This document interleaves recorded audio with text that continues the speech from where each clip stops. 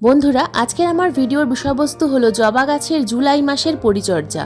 আমাদের রান্নাঘরের কিছু খাবার এবং সম্পূর্ণ জৈব খাবার প্রয়োগ করে বাগানের প্রত্যেকটা জবা গাছ থেকে কিন্তু প্রচুর পরিমাণে ফুল ফোটানো সম্ভব। জবা গাছের সবথেকে বড় শত্রু হলো মিলিবাগ। মিলিবাগের হাত থেকে কিভাবে আমরা আমাদের বাগানের প্রত্যেকটা জবা গাছকে রক্ষা করব, কোন ঘরোয়া কীটনাশক প্রয়োগ করে বাগানের প্রত্যেকটা গাছকে সুস্থ রাখবো, জানতে হলে আজকের এই ভিডিওটা কিন্তু সম্পূর্ণ মনোযোগ দিয়ে দেখতে হবে। কিভাবে ছোট্ট ছোট্ট জবা গাছে প্রচুর পরিমাণে কুঁড়ি আনা যায়, কোন খাবারে জবা গাছে এত সুন্দর রেজাল্ট তোমরা পাবে, বর্ষার আগে কোন কোন পরিচর্যা করতে হবে, কোন কোন পরিচর্যা করলে সম্পূর্ণ বর্ষাকাল আমাদের বাগানের প্রত্যেকটা জবা গাছ সুস্থ থাকবে এবং তার সাথে প্রচুর পরিমাণে ফুলও ফুটবে। কুঁড়ি ঝরা তো বন্ধ হবেই, তার সাথে সাথে প্রত্যেকটা ফুল কিন্তু খুব ভালোভাবে প্রস্ফুটিত হবে। সমস্ত কিছু জানতে হলে আজকের এই ভিডিওটা সম্পূর্ণ মনোযোগ দিয়ে দেখতে থাকো বন্ধুরা, একটু স্কিপ করো না, স্কিপ করলে অনেক কিছুই মিস করে ফেলবে। নমস্কার, আমি লাবণী, আমার বাগানে তোমাদের সবাইকে জানাই স্বাগত। বন্ধুরা, প্রথমেই বলবো টিপস নাম্বার 1, আমরা আমাদের বাগানের কোন জবাকে কোথায় রাখবো। জবা দুই ধরনের, দেশি জবা এবং হাইব্রিড জবা। দেশি জবা গাছের তেমন কোনো পরিচর্যা করতে হয় না, সরাসরি সূর্যালোক এবং সরাসরি বৃষ্টির মধ্যে রাখলেও কোনো রকম কোনো সমস্যা হয় না। তবে হাইব্রিড ভ্যারাইটির যে সমস্ত জবা আছে, যেমন Pune, Bangalore, Australian, American, Taiwan, এই সমস্ত জবা গাছগুলোর মধ্যে বর্ষাকালে সামান্য ফাঙ্গাস প্রবলেম দেখা যায়। তবে পুনে, ব্যাঙ্গালোর এই সমস্ত ভ্যারাইটিগুলো এখন আমাদের এই আবহাওয়ায় অনেকটা মানিয়ে নিয়েছে। এখন আমরা সরাসরি গাছগুলোকে বৃষ্টির মধ্যে রাখতে পারি এবং সরাসরি সূর্যালোকের মধ্যেও রাখতে পারি। তবে কিছু কিছু ভ্যারাইটির জবা, যে জবা গাছগুলোর এখন এই গ্রীষ্মকালে কিছুতেই বৃদ্ধি হচ্ছে না, এই সমস্ত জবা গাছগুলোকে সামান্য শেডের মধ্যে রাখার চেষ্টা করবে। অতিরিক্ত বৃষ্টিতে ভেজালে এই গাছগুলোর প্রচুর পরিমাণে ফাঙ্গাস প্রবলেম দেখা যায়। টিপস নাম্বার 2, বন্ধুরা, জুন মাসের শেষে এখন মাঝে মধ্যেই বৃষ্টি হচ্ছে, আর যার ফলে গাছে যে সমস্ত ফুল ফুটে আছে এই ফুলগুলো পচে যাচ্ছে। তো এই পচা ফুল গাছের মধ্যে একেবারেই রাখা যাবে না। তাই একদিন পর যে ফুলগুলো শুকিয়ে যায় সেই ফুলগুলো সবসময় তোমরা কেটে তুলে ফেলার চেষ্টা করবে। বৃন্ত থেকে কেটে তুলে না দিলে এই ফুলগুলো বৃষ্টিতে ভিজে পচে যাবে এবং গাছের পাতায় ফাঙ্গাস সৃষ্টি করবে, আর যখন এগুলো পচে গাছের গোড়ায় পড়বে তো গাছের গোড়ায়ও কিন্তু ফাঙ্গাস সৃষ্টি করবে। তাই সবসময় ফুল ফুটে শুকিয়ে যাওয়ার পর ফুলগুলোকে তুলে ফেলে দেওয়ার চেষ্টা করবে। টিপস নাম্বার 3, বন্ধুরা, আমাদের টবের মাটিতে আমরা জল কতটা পরিমাণ প্রয়োগ করব। যদি বৃষ্টি হয় তাহলে জল দেওয়ার কোনো প্রয়োজন নেই, কিন্তু যদি বৃষ্টি না হয় তাহলে আমাদেরকে মাটি চেক করে তবেই জল প্রয়োগ করতে হবে। তাছাড়া টবের ড্রেনেজ সিস্টেম ঠিক রাখতে হবে এই বর্ষাকালে। টবের ড্রেনেজ সিস্টেম যদি ঠিক না থাকে তাহলে গাছ রিপোর্ট করতে হবে। টবের ড্রেনেজ সিস্টেম ভালোভাবে তৈরি করে গাছ আবার নতুন করে মাটি তৈরি করে রিপোর্ট করে দাও, দেখবে বর্ষাকালে গাছের কোনো রকম কোনো সমস্যা হবে না। টিপস নাম্বার 4, এই কথাটা আমি সবসময় বলে থাকি যে টবের মিডিয়াতে কোনো রকম কোনো আগাছা রাখবে না। ছোট থেকে ছোট্ট আগাছাও তুলে ফেলার চেষ্টা করবে। যখনই দেখবে যে ছোট ছোট আগাছা হয়েছে, আগাছাগুলো তুলে না দিলে আগাছা কিন্তু বৃষ্টির জল পেয়ে খুব তাড়াতাড়ি বেড়ে যাবে এবং গাছের গোড়ায় যে খাবার আমরা দেব সেই খাবার আগাছা গ্রহণ করে নেবে।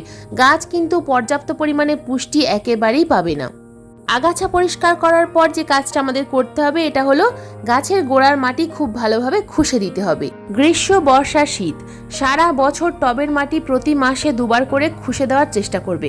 টবের মাটি যদি জমাট বেঁধে থাকে, টবের মাটির ওপরে যদি শ্যাওলা তৈরি হয়, তাহলে কিন্তু গাছের ক্ষতি হবে।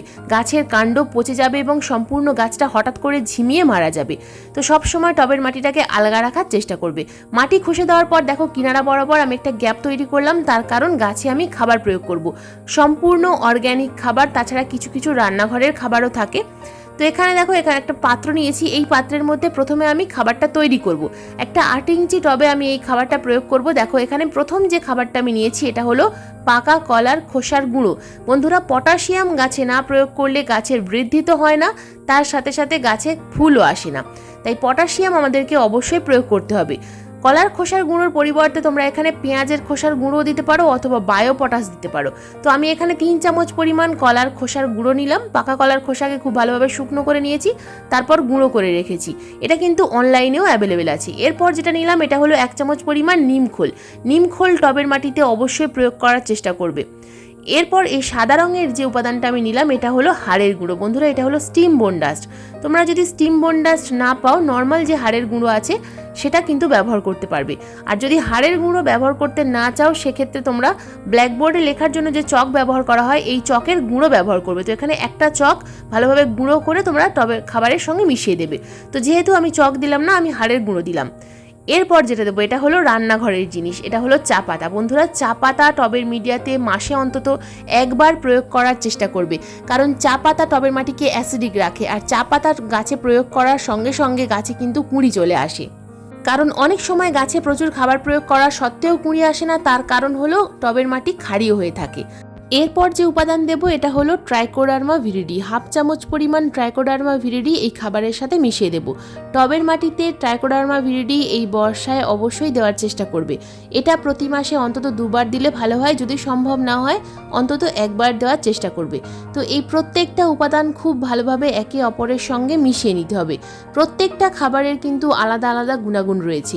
বাগানে একটা গাছে টবের মিডিয়াতে যদি আমরা গাছ প্রতিস্থাপন করি, একটা গাছের কিন্তু বিভিন্ন ধরনের পুষ্টি উপাদান প্রয়োজন হয়। যদি কোনো গাছ জমিতে প্রতিস্থাপন করো সেক্ষেত্রে গাছে কোনো খাবার প্রয়োগ না করলেও কিন্তু গাছে প্রচুর পরিমাণে ফুল আসে, কুঁড়ি ঝরার সমস্যাও থাকে না। তবে যখনই আমরা টবের মিডিয়াতে গাছ প্রতিস্থাপন করি, সামান্য মিডিয়াতে যেহেতু গাছটা থাকে, খাবারের অভাবের জন্য গাছের কুঁড়ি হলুদ হয়ে ঝরে পড়ে, ফুলের আকৃতি ছোট হয়, ফুলের পাপড়ি কুঁকড়ে থাকে, বিভিন্ন ধরনের সমস্যা দেখা দেয়। তাই টবের মিডিয়াতে প্রতি মাসে অন্তত 2বার মিশ্র জৈব খাবার প্রয়োগ করার চেষ্টা করবে। তাছাড়া আমরা তো সারা বছর বিভিন্ন ধরনের তরল খাবার প্রয়োগ করে থাকি, তবে বর্ষাকালে তরল খাবার প্রয়োগ করা একটু সমস্যা, যে কারণে এই বর্ষায় প্রতি মাসে 2বার করে মিশ্র জৈব খাবার অবশ্যই প্রয়োগ করার চেষ্টা করবে। এই যে মিশ্র খাবারটা প্রয়োগ করলাম, এই খাবার প্রয়োগ করার ফলে বাগানের প্রত্যেকটা গাছে তোমরা নিশ্চয়ই লক্ষ্য করতে পারবে মাত্র 3 থেকে 4 দিনের মধ্যে গাছের কিন্তু পাতা সবুজ হতে থাকবে এবং 7 দিন পর তোমরা দেখবে যে গাছে প্রচুর পরিমাণে কুঁড়ি আসছে। জৈব খাবারে বাগানের প্রত্যেকটা গাছ ভালো থাকে, তাই জৈব খাবার প্রয়োগ করলে ধৈর্য অবশ্যই প্রয়োজন। রাসায়নিক খাবার প্রয়োগ করলে কাজ একটু তাড়াতাড়ি হয়, কিন্তু জৈব খাবার প্রয়োগ করলে কাজ একটু দেরি হয়। বন্ধুরা, এবার দেব টবের মিডিয়াতে জল। কারণ খাবার দেওয়ার পর টবের মিডিয়া যদি শুকনো থাকে তাহলে জল অবশ্যই প্রয়োগ করতে হবে। তবে এখানে আমি শুধু জল দেব না, 500 ml জলের সাথে আমি মিশিয়ে দেবো এখানে 2 থেকে 3 গ্রাম পরিমাণ এপসাম সল্ট। তো এই এপসাম সল্ট 500 ml জলের সাথে মিশিয়ে আমি সম্পূর্ণ জল কিন্তু এখানে ঢেলে দিলাম। যেহেতু টবের মিডিয়া নিচের দিকে সামান্য ভেজা ছিল, তাই জলের পরিমাণটা আমি কম প্রয়োগ করলাম। যদি টবের মিডিয়া পুরোপুরি শুকনো থাকতো তাহলে আমাদেরকে এখানে কিন্তু 1 লিটার জল প্রয়োগ করতে হতো। টবের মিডিয়া বুঝে তবেই কিন্তু গাছে খাবার প্রয়োগ করবে। বন্ধুরা, এবার আসি পোকামাকড়ের কথায় এবং গাছের কুঁড়ি ঝরার সমস্যার কথায়। গাছের কুঁড়ি কিন্তু এমনি এমনি কখনো ঝরে না। 1 নম্বর পুষ্টির অভাবে ঝরে, 2 নম্বর টবের মিডিয়া অতিরিক্ত ভেজা থাকার কারণে ঝরে এবং 3 নম্বর প্রচুর পরিমাণে পোকামাকড়ের আক্রমণের কারণে ঝরে। জাপ পোকা এবং মিলিবাগ এই দুটো আমাদের জবা গাছে কিন্তু অল টাইম থাকে। তাই সব সময় রাসায়নিক পেস্টিসাইড প্রয়োগ না করে গাছে যদি আমরা জৈব পেস্টিসাইড প্রয়োগ করতে পারি তাহলে খুব ভালো রেজাল্ট পাওয়া যায়। আর সেটা যদি সম্পূর্ণ ঘরোয়া হয় তাহলে তো আর কথাই নেই। তো এখানে দেখো আমি ঘরোয়া কীটনাশক তৈরি করার জন্য 1 লিটার জল নিয়েছি। 1 লিটার জলের মধ্যে প্রথম যে উপাদানটা দেবো এটা হলো কর্পূর। বন্ধুরা, এই কর্পূর কিন্তু বিভিন্ন দশকর্মার দোকানে এবং বিভিন্ন গ্রসারি শপেও পাওয়া যায়। তো কর্পূরের পরিবর্তে তোমরা এখানে কিন্তু একটা ন্যাপথলিনও গুঁড়ো করে নিতে পারো। হাতের কাছে যেটা থাকবে সেটাই ব্যবহার করবে। বন্ধুরা, এই কর্পূর অথবা ন্যাপথলিন এটা কিন্তু পিঁপড়ের জন্য মারাত্মক কাজ করে। পিঁপড়ে গাছে যদি থাকে তোমরা এই কর্পূর টবের মিডিয়াতে ছড়িয়ে দিতে পারো অথবা গাছের মধ্যে বেঁধে রাখতে পারো, দেখবে একটাও পিঁপড়ে কিন্তু আর থাকবে না। এরপর নিয়ে নেব আমি এখানে 5 ml পরিমাণ ভিনিগার। বন্ধুরা, প্রথমে নিয়ে নিলাম একটা কর্পূর ভালোভাবে গুঁড়ো করে নিয়েছি, এরপর নেব আমি 5 ml ভিনিগার। ভিনিগারটা কিন্তু অবশ্যই স্প্রে করার চেষ্টা করবে। যদি 1 চামচ ভর্তি নাও সেক্ষেত্রে কিন্তু 1বার নেবে, যেহেতু আমি কম কম করে নিলাম তাই 2বার নিতে হলো। এরপর যে উপাদানটা দেবো এটা হলো বেকিং সোডা। বন্ধুরা, এটা কিন্তু বেকিং পাউডার নয়, বেকিং সোডা। তো বেকিং সোডা আমরা রান্নার কাজে ব্যবহার করি, এটাও কিন্তু রান্নাঘরের উপাদান। এই বেকিং সোডা আমরা যদি এই লিকুইডের সাথে মিশিয়ে দিই এবং গাছে ভালোভাবে যদি স্প্রে করি, দুর্দান্ত কাজ হবে। তো দেখো এখানে আমি 3টে উপাদান একসাথে মিশিয়ে নিলাম এবং এটাকে আমি চাপা দিয়ে অথবা কোনো ছায়া জায়গায় অন্তত আধ ঘন্টার জন্য রেখে দেব। তারপর এটা আমরা ছেঁকে একটা স্প্রেয়ার বটলে ভরে নেব এবং গাছে স্প্রে করব। এই লিকুইডটা আমরা যদি লাগাতার 2 থেকে 3 দিন স্প্রে করতে পারি অথবা একদিন অন্তর অন্তর গাছের পাতায় স্প্রে করতে পারি, তাহলে তোমরা দেখবে যে মিলিবাগ বা জাপ পোকা কিন্তু একেবারেই আর থাকবে না। এটা খুব ভালোভাবে স্পিডের সঙ্গে স্প্রে করতে হবে এবং আশেপাশে যে গাছগুলো আছে প্রত্যেকটা গাছে স্প্রে করতে হবে। শুধুমাত্র যে পোকামাকড় আক্রান্ত গাছে স্প্রে করব তা কিন্তু নয়, তার কারণ একটা গাছ থেকে অন্য গাছে ছড়িয়ে যেতে পারে, তাই আশেপাশের প্রত্যেকটা গাছেই আমাদেরকে স্প্রে করতে হবে। যদি এত কিছু করতে না চাও সেক্ষেত্রে তোমরা টাটা মানিক অথবা একতারা গাছে স্প্রে করবে 10 দিন অন্তর অন্তর, তাহলে দেখবে বাগানের কোনো গাছে আর মিলিবাগ থাকবে না।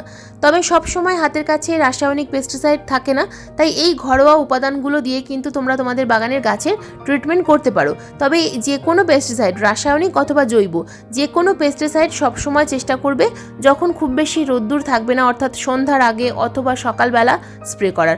অতিরিক্ত রোদ্দুরে স্প্রে করলে গাছের পাতা পুড়ে যেতে পারে। তো এই পরিচর্যা করে কিন্তু আমার বাগানে প্রচুর পরিমাণে ফুল ফোটে। আমি রাসায়নিক খাবার খুব একটা প্রয়োগ করি না, জৈব খাবার এবং জৈব পেস্টিসাইড প্রয়োগ করেই আমার বাগানের প্রত্যেকটা গাছে, ছোট থেকে বড় প্রত্যেকটা গাছেই প্রচুর পরিমাণে ফুল হয়। একটা গাছে যদি 10টা কুঁড়ি হয়, একটা বা দুটো কুঁড়ি অবশ্যই ঝরবে, এই নিয়ে কিন্তু চিন্তার কোনো কারণ নেই। বাকি ফুলগুলো কিভাবে ফুটবে সেই বিষয়ে আমাদের লক্ষ্য করতে হবে। তো আজকের এই পরিচর্যার ভিডিও তোমাদের কেমন লাগলো অবশ্যই জানাবে এবং এই পরিচর্যাটা আশা করছি তোমরা তোমাদের গাছে করবে, করে ভালো রেজাল্ট পেলে আমাকে অবশ্যই কমেন্ট করে জানাবে। যদি আজকের এই ভিডিওটা তোমাদের ভালো লেগে থাকে তো প্লিজ একটা লাইক করো, শেয়ার করো। চ্যানেলে নতুন বন্ধু হয়ে থাকলে চ্যানেলটাকে সাবস্ক্রাইব করে পাশের বেল আইকনটা প্রেস করে দিও এরকম নিত্য নতুন বাগান সংক্রান্ত ভিডিও দেখার জন্য। আজকের এই ভিডিওটা সম্পূর্ণ মনোযোগ দিয়ে দেখার জন্য তোমাদের সবাইকে জানাই অসংখ্য অসংখ্য ধন্যবাদ।